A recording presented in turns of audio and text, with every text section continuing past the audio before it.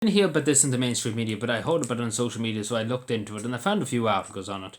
And it's no surprise what I'm going to talk about. But I just want to say thanks to James D Media for letting me know too in the comments. So thanks for that, James. Thanks. So no surprise, and this is from the Leash Nationalist. I put this in the description. So up to 8 on Garda Sína Conno had the haircuts cut in a Dublin Garda station in breach of COVID-19 guidelines. And the average examiner reports, and the hairdressers would have believed to be closed. So basically, a number of officers. So basically, it's this Pierce Street in Dublin. So basically, they just said fuck the guidelines. Let's just put it that way. Which the majority of people just kind of like that now. But yeah, again, never much talk about what happened with that party when they had that party down in Wexford. Apparently RT forgot about it. And again, I wouldn't mind, but these guards are just to say, for example, these would be the people be out on the street. These 8 guards, might be the people that be most strictest of, how dare you open your business? How dare you, and probably take you into the guards' box and put you under arrest for the next 6 weeks. That'd be the type that these guards are probably doing it, and then they just break the rules themselves. Again, one rule for the, another rule for the other. And again, you might be saying, they have to look respectable on duty, and I understand that that's the old way. It's the same as me. You have to look respectable when I'm out going to work in the county council. You have to be respectable for duty. You have to be respectable, especially as a public servant. You have to, you have to be physically look well. You have to look well because you're serving the public. You have to look well. It's that kind of like the army. You have to have your shoes shined and everything like that.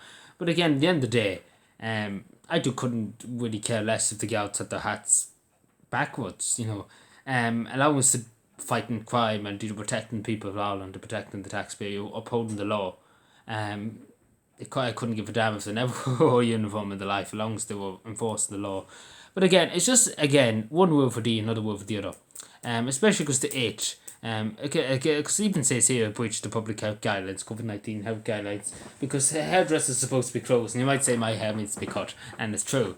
But the last time I cut my hair was about 4 weeks ago, and I done it myself. I got the scissors here. I usually just cut it with the scissors here. I usually just use them. I have another pair underneath the table there. I usually just chop off bits and bobs at the mirror. So that's my hairdressing. So that's why it looks like probably, I don't know, at least it's not as bad as number Foley's hairstyle, but anyway, that's a different topic. But again, what more will be said? What more can happen? Next thing you hear, the county had a big party with the politicians and with the judges and with the barristers and with everybody, Neffet and everybody be there. I wouldn't be surprised that already took place. But again, it's just like one rule for the, another rule for the other. And they're just like, to hell with the public health guidelines. And again, if we did that, say if somebody went in for a haircut into a local business, local barber's on the road there, say, take for example, in County Waterford, for example, Waterford Town or whatever.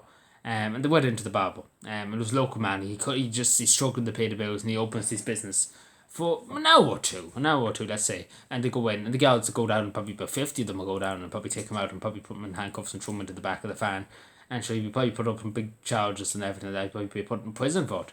And again, nothing's going to happen here. Great, it's how Ireland works, isn't that right?